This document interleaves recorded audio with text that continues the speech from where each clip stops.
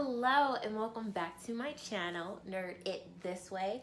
I'm Helia and today we are going to be doing a book tag because I'm still reading and it's not the end of the month. So this book tag is the Myers-Briggs personality book tag by JADED books. So I will have her information and all the documents that she kind of came together with the questions down below. If you're curious, I will be tagging people at the end of this, so fingers crossed that, you know, we keep pushing this book tag through like the book community because it's really good. So I took the Myers-Briggs personality test, the free one, because I'm not going to pay for a personality test. The 4 letters that I got were INTJ, which is the architect or the mastermind. And so I is for introvert, N is for intuition because they couldn't think of another word for N. I don't know. I can't even think of one either. T for thinking and J for judging. So she has a few questions for each of the letters that, you know, are results of the test you take. And so I will be going down on my tablet and reading out the questions and answering them, obviously. But before I get into that, I almost forgot. We have hit 100+ subscribers. Thank you so much for tuning in, subscribing, checking me out, liking, sharing, and commenting below. I really appreciate it. Like, so exciting. Also, I'm in the middle of finals, and the shirt of the week is my Jurassic Park shirt I got from Target because I feel like I'm in Jurassic Park right now. Like, these finals are hard. But that's okay because it is what it is, I guess. I don't have anything catchy to say, but that's okay. Anyways, so the first question. You can be outgoing, but need to recharge with some calming solitude. Where is your favorite place to read and unwind? Where is this little oasis where you choose to go? So I have a big blue chair in my office that I always read in, and if I'm not in my big blue chair, I am on my couch reading. It's really early in the morning because like we have so much natural light in there that it's really just a great place to read, and it's a really comfy couch, so it works out, and it's by the kitchen. There's no downside to that at all. Not a downside. Next question. Intuition with an N. Some books are meant to be understood and others are meant to be explored. What book or character stands for an idea that is deeply meaningful to you?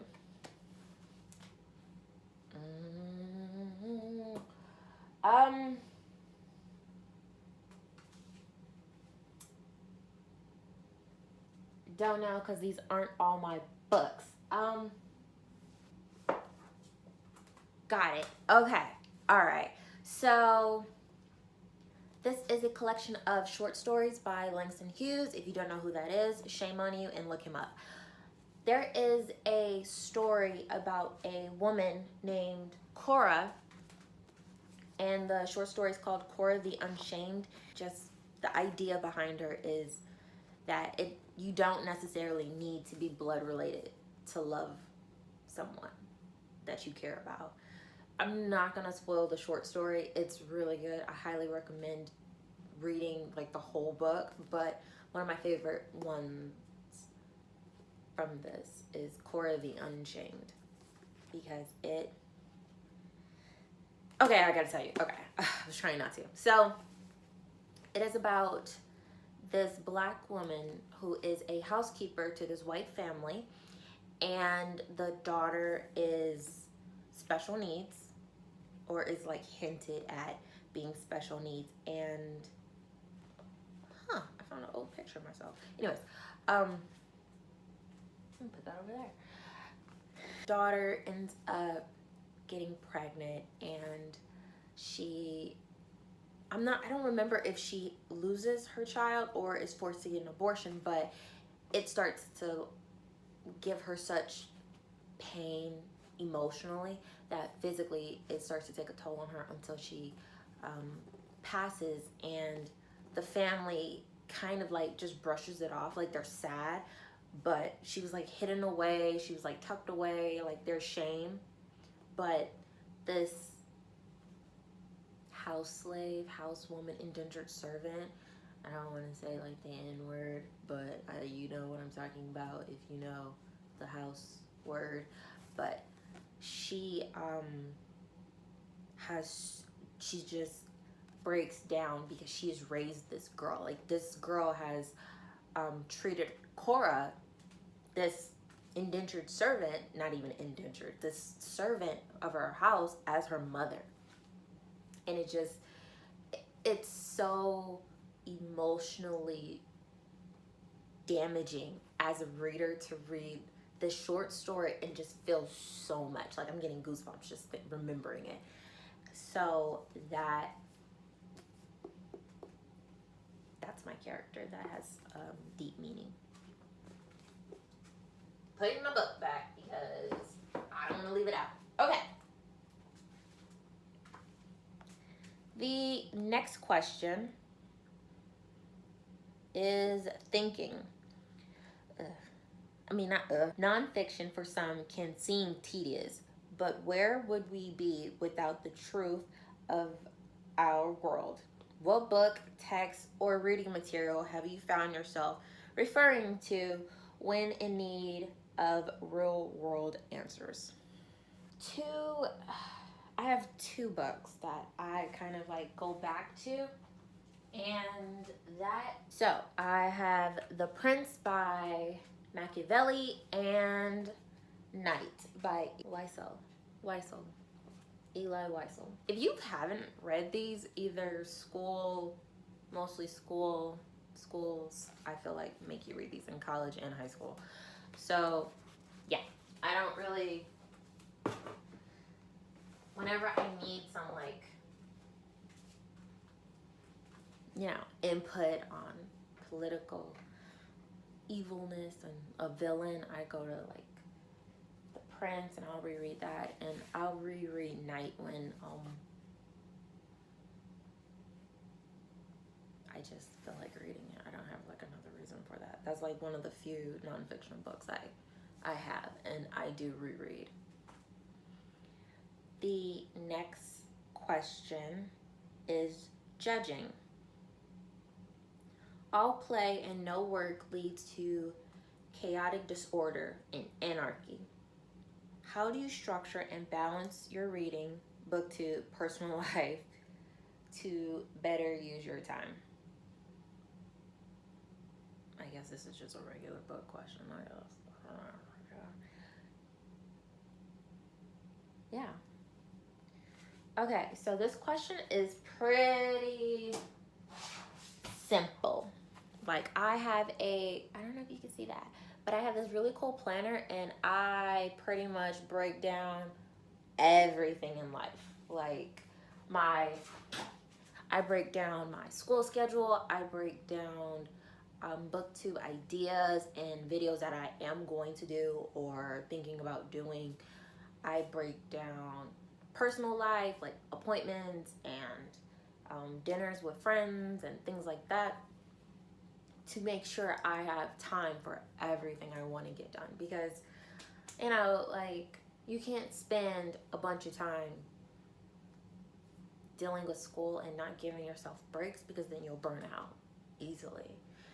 And I spend time with my family. If I don't, set time aside to talk to them on the phone, or, watch a movie with my husband, or eat dinner or breakfast or something, I rearrange my schedule to figure out, like, how am I going to spend time.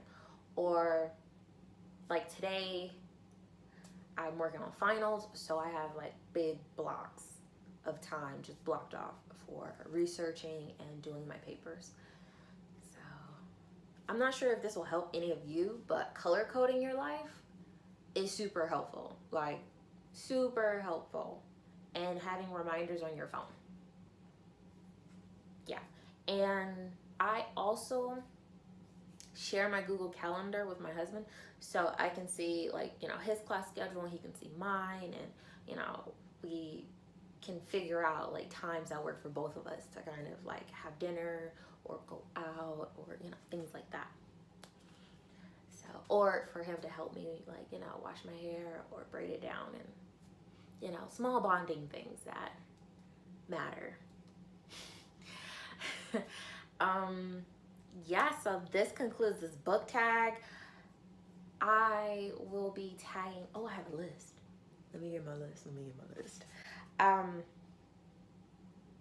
I am going to tag, come on, list. Oh, where's my list? Because it's on my phone and I'm using my phone for filming. Okay, so I got my list. So I will be tagging Pierre Ford, Jesse Reads Books, Caffeinated Reads, Paulina A, Elliot Brooks, who else? Books with Emily Fox, I tag you. It's like Pokemon kind of felt like. I choose you. You're it. For sure. Okay, that's enough. Let's see. And Naya Reads and Smiles. Those are the people I will be tagging. I will have their pages down below. And thanks for tuning in. If you are new to the channel, hey nerds, how you doing? And if you're a subscriber, welcome back. We did it. We have 100 subscribers. We have 100 new friends. Yes. Like, comment, share. I will be doing this weekly. And all us nerds, the closet nerds, the out there nerds, the recorded nerds, the converted nerds, the not sure if they are nerds, all of us need to just come together on this channel, you know, under the comments below, and stay together and keep in contact. See ya.